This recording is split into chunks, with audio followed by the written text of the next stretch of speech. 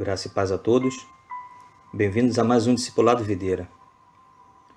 E na aula de hoje, nós iremos estudar a respeito do que a Bíblia diz sobre o processo de santificação na vida do cristão e a sua importância em nossa relação pessoal com Deus. E para iniciar o nosso estudo de hoje, convido você a ler o texto inicial dessa aula na Epístola de Paulo aos Efésios, capítulo 4, do verso 17 ao verso 24. Acompanhe comigo.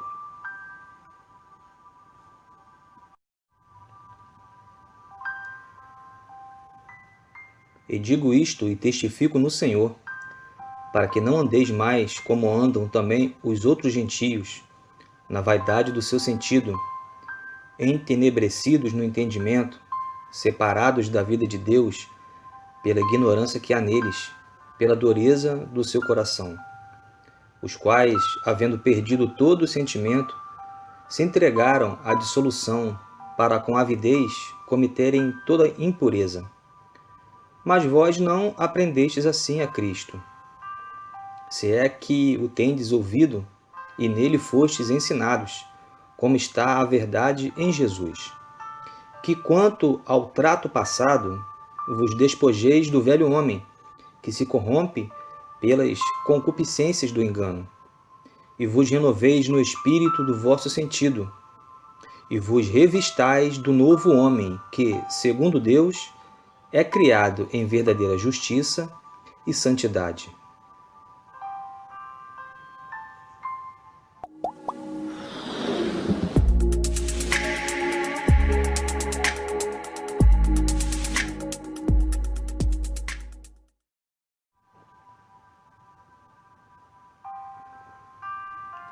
Muito bem, amados. Dando início ao nosso estudo de hoje, a santificação ela é um processo progressivo e contínuo, operado por Deus na vida daquele que foi regenerado, convertido e justificado pela fé em Jesus. Nesse processo, o cristão ele é ensinado e moldado a viver cada vez mais para Cristo, numa vida de retidão, conforme a vontade do Senhor. A palavra santificação, como você vê nesse quadro, ela vem do termo grego agiasmos, que significa tornar-se santo, consagrar, separado do mundo e de se apartar do pecado.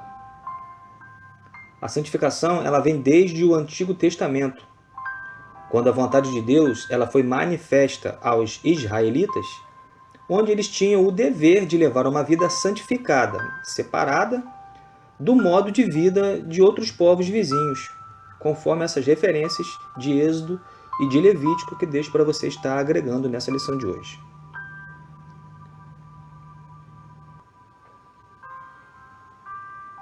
O que é santidade? Ser santo é estar separado do pecado e consagrado a Deus. É ficar perto de Deus, ser semelhante a Ele, buscar sua presença, sua justiça e a sua comunhão.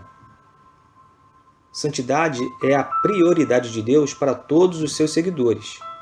E eu gostaria que você lesse comigo mais uma referência bíblica a respeito da santificação.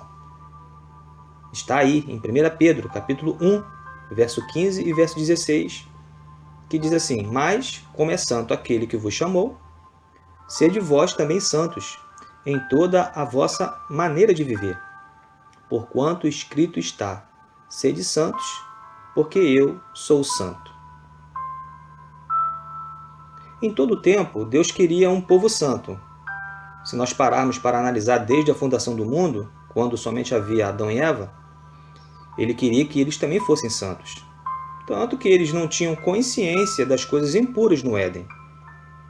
Até o dia em que desobedeceram à voz do Senhor e comeram do fruto proibido por Deus.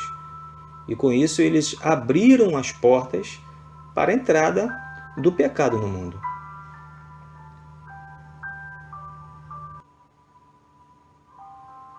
Quem opera a santificação? Deus ou o homem? A santificação ela é uma obra do Deus triuno, ou seja, Pai, Filho e Espírito Santo. Mas geralmente ela é atribuída nas Escrituras, especialmente a pessoa do Espírito Santo, conforme essa referência de 1 Pedro. Mas, no entanto, o homem que foi regenerado, ele também participa desse processo de santificação. Todos os filhos de Deus são santificados da seguinte maneira, como você vê aí nesse quadro: santificados mediante a fé, pela união com Cristo na sua morte e ressurreição, pelo sangue de Jesus Cristo derramado na cruz do Calvário, pela palavra de Deus e pelo poder regenerador e santificador do Espírito Santo no coração do homem. Mas isso não ocorre de forma independente. Na verdade, o homem serve como um instrumento pela qual, em parte, o Espírito de Deus ele efetua essa obra. Ao mesmo tempo em que a Bíblia afirma que a santificação é uma obra sobrenatural de Deus, ela também aponta em várias exortações para a cooperação do homem nesse processo, como a gente pode ver aí em Gálatas, capítulo 5, a partir do verso 16, onde o cristão aprende a fazer a separação das obras da carne e o fruto do Espírito.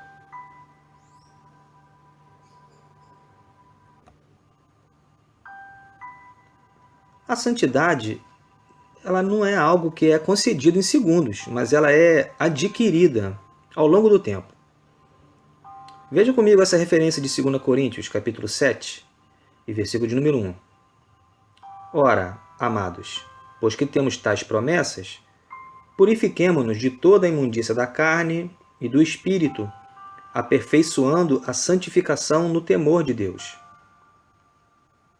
Como você vê, a santificação ela é desenvolvida por nós cristãos à medida que nós vivemos debaixo do temor e da obediência devida ao Senhor e à sua palavra. É interessante falar também que, para aprimorar o desenvolvimento da santificação, não significa que nós temos que viver isolados da sociedade ou do mundo. Isso não é ser separado.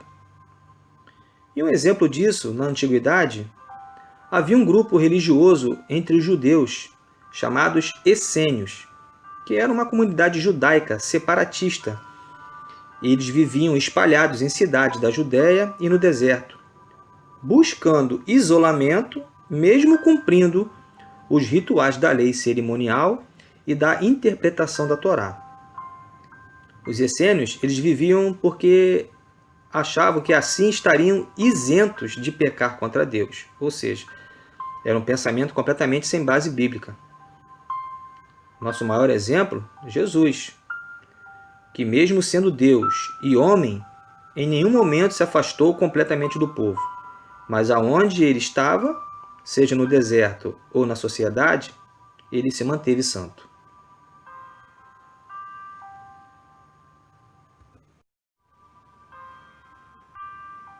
Um outro exemplo de se viver em santidade, mesmo vivendo em um mundo pecador, é o exemplo dos 4 jovens, Daniel, Ananias, Misael e Azarias, os populares Sadraque, Mesaque e Abidnego, junto com o profeta Daniel. Eram os 4 jovens que foram levados, cativos para a Babilônia, para serem treinados pelo rei Nabucodonosor. E eles receberam uma ordem direta do rei que deveriam comer do mesmo manjar que era posto para o rei, ou seja, comida e bebida. Mas os jovens eles fizeram um propósito no seu coração, que não cumpririam aquela ordem. Eles queriam manter-se íntegros na sua fidelidade com o Senhor. E conseguiram. Com a permissão do chefe dos eunucos de Nabucodonosor, eles então começaram apenas a se alimentarem de frutas e legumes, conforme a referência que deixo para você de Daniel, no capítulo 1, os versos 4, verso 8 e verso 16.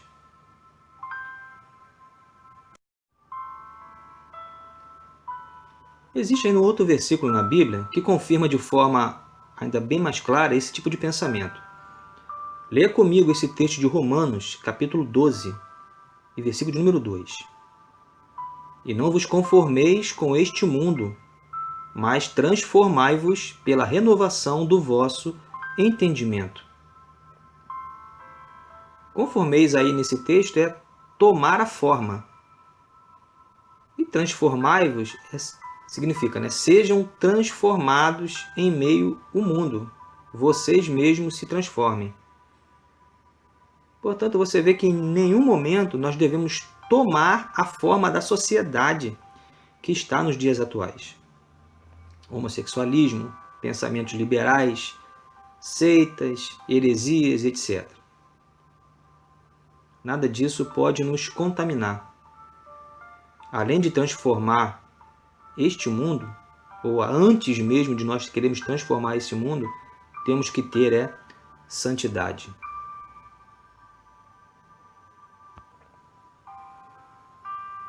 Qual o melhor caminho para a santificação? Nós cristãos, nós temos algo que rege a nossa vida, que é a palavra de Deus. Então é nela que nós temos que buscar o auxílio para saber como se portar em diferentes locais. É a palavra do Senhor, que é o único caminho que pode nos levar à santidade. E a importância da santificação? O escritor de Hebreus, ele destaca que sem a santificação, ninguém verá o Senhor. Nós já falamos que isso não significa que alguém pode alcançar a salvação porque se santifica, mas que a santificação ela é inevitável na vida dos cristãos, salvos e genuínos. Conforme esta referência de 2 Tessalonicenses, capítulo 2, verso 13, que deixo para você agregar nesta lição de hoje.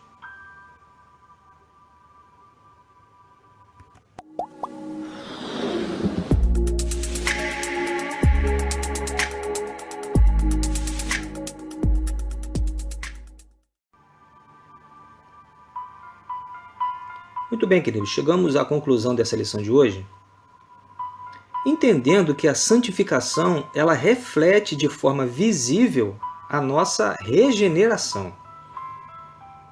Ou seja, a santificação ela demonstra de forma clara que alguém nasceu de novo e que agora ela é uma nova criatura conforme a imagem de Cristo. Através da santificação, o regenerado ele segue os passos de Jesus. Vive em santidade. Então o homem ele terá a sua forma definitiva de ser santo somente naquele grande dia, no dia em que finalmente poderá contemplar a face do Senhor na eternidade com Ele. Muito bem, queridos, encerramos mais um importante Discipulado Videira. Eu espero que você e toda a sua família tenham sido ricamente abençoados com o ensinamento de hoje. Se você gostou desse vídeo e ainda não é inscrito no nosso canal, se inscreva no canal, ative as notificações e pode compartilhar para os seus irmãos, parentes, amigos, vizinhos, até para outras pessoas de outras igrejas. No mais, muito obrigado pela sua companhia, que Deus abençoe você, abençoe a sua casa e até a próxima aula, se Deus assim nos permitir. Tchau, pessoal!